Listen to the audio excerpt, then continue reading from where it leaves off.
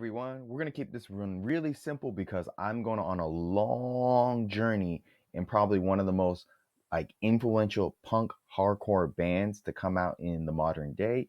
And I'm saying that because I've never actually listened to this band. Maybe a few tracks here and there, but I've never listened to a full album. So they just released a new album this past October, and I feel like it's a little bit unfair for me to listen to that album since I haven't listened to any of their other stuff and they've changed so much. So I feel like I feel bad if I just went into that album and not liking as much without maybe learning about the band's nuances or their changes and stuff. And I thought it'd be pretty interesting to see my series of listening to some of the most pivotal moments in this band's career. So I'm really excited to talk about this band. And before that, I'm Matt from Decemberunderground. Hey, I talk about music. I do music reviews, music discussions, everything related to hardcore, punk, metal, and stuff, and anything in between. Just having fun, trying to do something new with my life, and that's where I'm at right now, talking about music. It's a lot of fun. Today, I am checking out the debut album from a band called AFI, which is called Answer That and Stay Fashionable. I want to keep my little discussion about the band's history a little bit short because the band's history is very sprawling and changing a lot, but I'm sure a lot of you already know who AFI are. And for those who don't know, AFI is shortened for the band's, or I guess full name is A Fire Inside, and they are originally a hardcore punk band, but let's say, just for sake of saying things because they've changed so much, they're an alternative band based out of, if I'm correct, Ukiah, California, and have been a band since about 1991. So they've been playing music for 30 plus years now. And like I said, they've evolved into many different forms and shapes, taking on different types of genres, looks, and just overall highs and lows of being in the music industry in America and worldwide. And yeah, we're going to talk about this debut album that I'm listening to 30 plus years later and seeing if it holds up, if I enjoyed it, or if it's worthwhile to check out. And yeah, and the little things that I do know about AFI is that they've always leaned into darker gothic rock kind of aesthetics in terms of atmosphere, drama, and emotion, from what I heard from other people and from what I've seen throughout the years. And I would say this debut album, Answer That and Stay Fashionable, is probably something that I wasn't really expecting because it sounds like a completely different band from the snippets of AFI I heard much later in the 2000s. So it was very interesting to go into this album almost completely blind. It's raw, it's fast, and it's full of that early 90s hardcore punk energy. It's messy in some places. That's probably kind of going to be a given with it being a debut, but surprisingly, it's very fun and tight for being a debut. The band just comes out swinging with the first song, Two of a Kind. The mix is a little bit rough and the guitars feel a little bit thin, but I gotta say, the energy, it's there. Because you got some really fast drums with some really simple but punchy riffs at times, and a thick and plucky bass line that just holds everything together. And Davey Havok's vocals are very young and sharp here, more about cadency and a little bit more about personality than actually polish. But it kind of makes sense. This is their debut band and they're really young at the time. He's yelling and just sprinting through all the lyrics, and it kind of fits with this chaotic energy that they're making here. Then you have Half Empty Bottle, and I'm probably butchering this name, but Urif Rindendim. Let me know if I'm messing that up.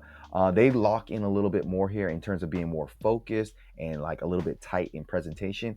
And the bass seems to be a little bit more forward in the mix. And these songs, they feel like a snapshot of the band playing in basement shows back in the day. It's crazy how 30 years later I'm listening to this and I can feel that energy because they got high tempo and very melodic bursts throughout the songs, clearly influenced by 80s hardcore punk and hardcore, but play with a little bit more West Coast brightness to them. And I would say, even when the production gets a little muddled or, it's not the best, the hooks, they stick around and they get you. I've been told, and from what I can hear later in their music, they do get a little bit more melodic, and you can definitely feel the small traces of them carving out that sound of melodic punk that they're going to probably do later in their career. Then there's the song I Want to Get a Mohawk, and it probably just really captures the whole teenage punk spirit because it's very fun, relatable, and just ridiculously catchy. It sounds very youthful without being too cringy, because I feel like young teens in this modern age still want to like get mohawks, they still want to act in a certain way and be rebellious, and it feels like it can translate still pretty well nowadays. And I gotta say, the drums and the vocals, they are really sounding good in the mix, and it feels like they're getting enough time to like breathe and like just fully feel fleshed out. And one thing that I noticed about this album as I was listening to it, that I think that the band really improve on as the album goes along, it feels like, you know, maybe, I don't know if they had played shows already before this, or, you know, they didn't play shows, but it feels like they can really translate their live show energy and put it on record, and that's not an easy task to do. And from the songs Brownie Bottom Sunday to, you know, The Checker Demon, I feel like this is where the band really starts to click and kind of lock in. The riff seems sharper, the bass seems groovier and more defined, and the drums are starting to carry a very like, you know, they have a little bit more of a swagger to them. And I would say Brown Bottom Sunday is probably one of the best songs on this album here in terms of like their performances here, because they got some really interesting scaling riffs, some deep bass, and Havoc's voice just sounds really raw, and he's pushing it to the limits, but, you know, with a lot of confidence behind him. And I gotta say, not every song on this album kind of lands, particularly Serial Wars and High School Football Hero, which kind of lean a little bit too much into the humor and jokey territory. And the humor on these tracks, they just feel a little bit forced, and they don't feel as genuine compared to earlier tracks. But AFI's sense of like fun is quite infectious, even when the lyrics don't hit that well, or if the production isn't that great. They're still, you know, doing their thing, and it sounds pretty good.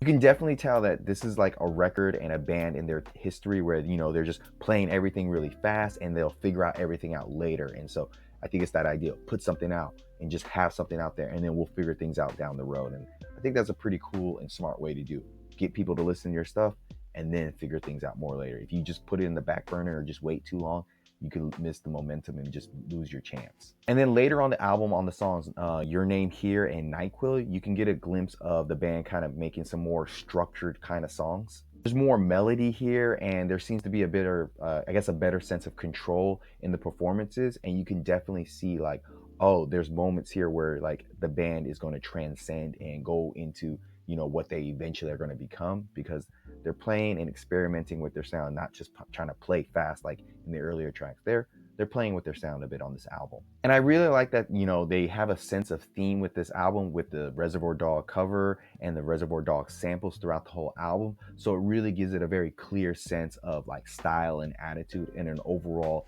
connected feeling. So it's pretty cool that early on, even in AFI's career, that they were always trying to build stuff around their music and not just put out music. They were being pretty thoughtful about their stuff even early on in their career. And then on a deep hidden track on this album, there's a cover of the Police's song Man in a Suitcase, and it kind of ends things on a very simple note, kind of fun, just having some simple stuff at the end. It's not really an essential track that you need to hear from them, but it's, you know, it shows their range, and that, you know, they're, you know, even back in 95 when they released this, that they were not afraid to step out of their strict hardcore / punk boundary. They were willing to experiment. And so this debut from AFI, Answer That and Stay Fashionable, is a debut that feels very alive, because it's rough, it's imperfect, and it's packed with a lot of youthful life to it. The mix can be a little bit uneven at times, and some of the songs kind of blur together, and some of the jokier songs, they don't really land as well. But overall, there is a charm that is like, you can't deny that it's here. And so I would say for a first record, I would say it's a pretty solid high energy blast that captures a band at their like ground zero, where they're gonna go in the future, like every debut does.